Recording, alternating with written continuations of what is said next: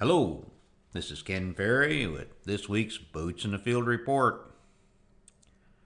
Rains continue to be spotty in the areas that are dry. It seems to be a little easier coming in those that have the good supply of water now. This past week we spent Monday and Tuesday in northwest Ohio with the Spatial Ag Group. On the way out through Indy and up through Fort Wayne, saw a lot of short corn and beans. The beans did actually show some sign of too much water there south of Fort Wayne, but for the most part, the trip out and back, I saw what looked like a pretty respectable crop, I think, in both corn and beans. The beans were about as weedy as I've ever seen in that trip, kind of like around here. Got a lot of weeds pushing through here now at the end. The cornfields we visited in northwest Ohio range from R2, just blister, to mid R3, full milk. So yeah, they're behind and they need a late finish like some of our fields here. It did rain a couple inches while I was out there, so that's kind of a godsend. This crop needed that to get into good grain fill and push it on a little bit further. They were dry. The disease pressure was starting to build out there. We did find some fields at threshold, mainly GLS and Northern, and we also found 3 fields with tar spot.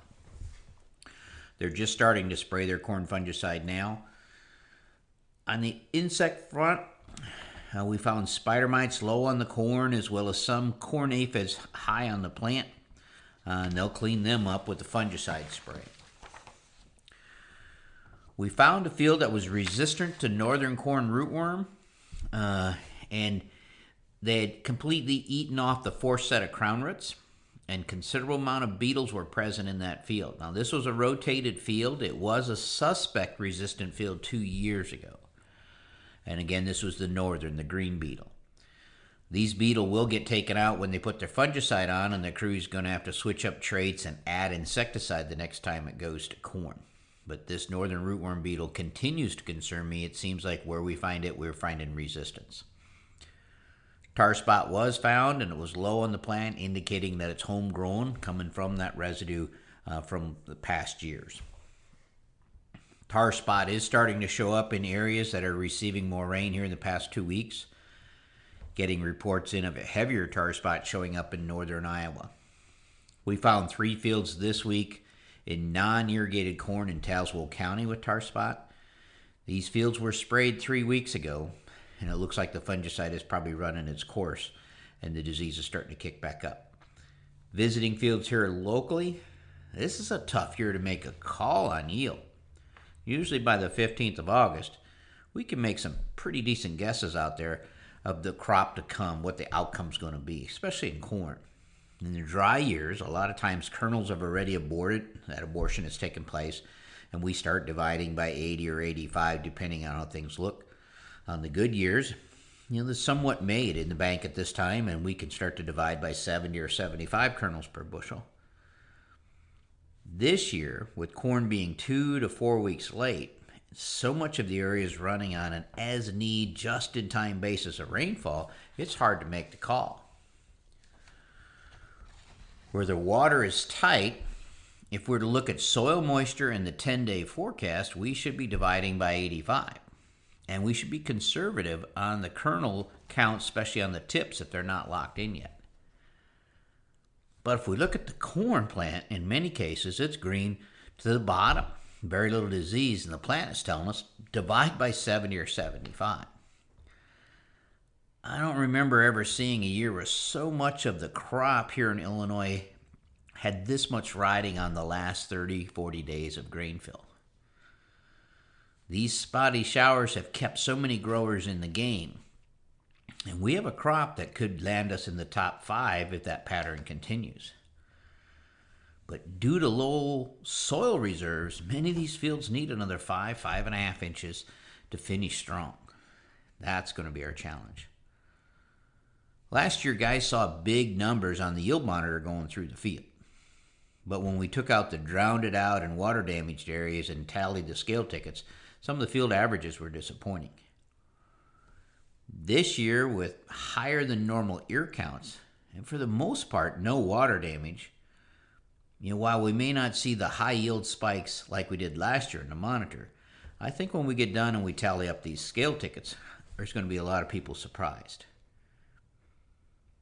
We continue to fight spider mites in the dry areas. Some areas now receiving rain may still get away with border spraying. It's trying to stop the mites before they get out across. But the mites in the dry areas now are too far across the whole field to stop with a border spray. We are going to have to spray the whole field. And as I traveled through some of the driest areas, some bean fields are showing heavy spider mite damage across the whole field.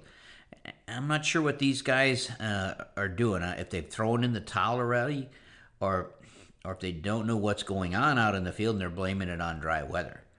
These beans are in that R4, R5 stage. Guys, you cannot walk away from them.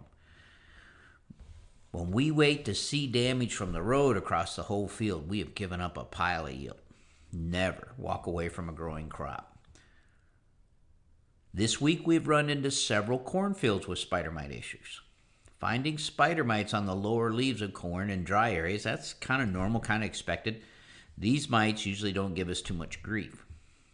But when they get up into that ear zone and above, with corn in that late R4 and early R5, they can wreak havoc. In 2012, we had mites up in that ear zone at R4 and R5, and spraying them bumped yields 20 bushel in our plots. The mites we're finding above the ear are not only in the dry areas.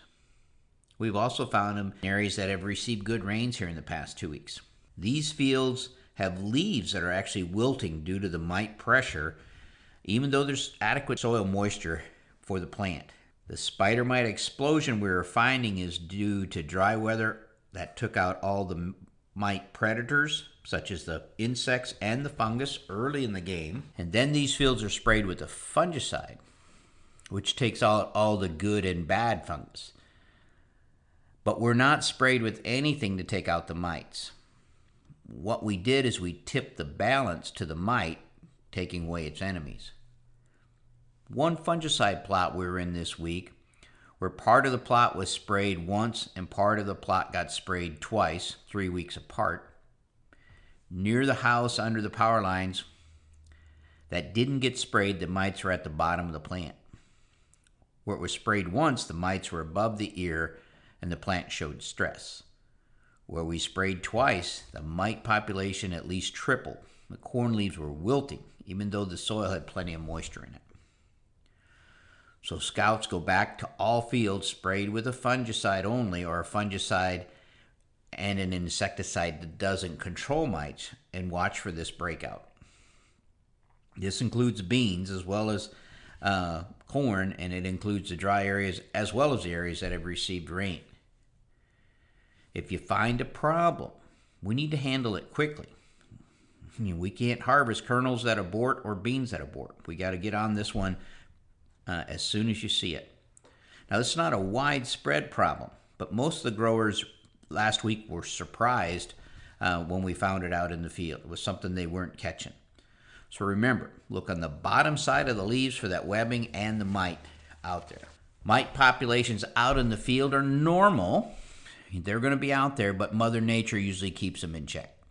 Now, finding good predators in the field this year is hard.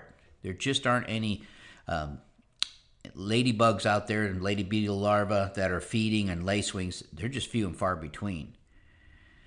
And add to that then the low predator count, our fungicides have tipped the balance in the mite's favor. When spraying these mites, they're in that ear zone, so take some of the tips we talked about in our field day and try to drive that insecticide down into the ear zone. Dimethylate, one of the preferred products for control, is really hard to find. So any retailers out there that have a surplus of this product, ship it our way. Scouts, you'll need to get deeper into the fields when scouting, away from the power lines, out into the field where the good applications of fungicide were made. Spider mites cannot be scouted, in corn anyway, from your truck window. We're seeing some corn aphids in the latest planted corn. Remember, aphids are tasters, so they're looking for this late corn. So check those late fields and those large replant areas. Don't let the aphids wax up those top leaves. This week we saw the first SDS showing up in soybeans and white mold. These cases were light, and the only way you're going to see them is actually out there walking in the field. It's not something you'd pick up from the road. I don't expect this to be a big issue in most places. Even though the next 30 days could be a nail biter, I think this crop has a foundation under it to surprise us in the end. Don't turn your back on it. Stay in the game. This one's worth winning. To stay up to date, check out our website at croptechinc.com and subscribe to our podcast, Boots in the Field Report. Keep her safe, keep her moving.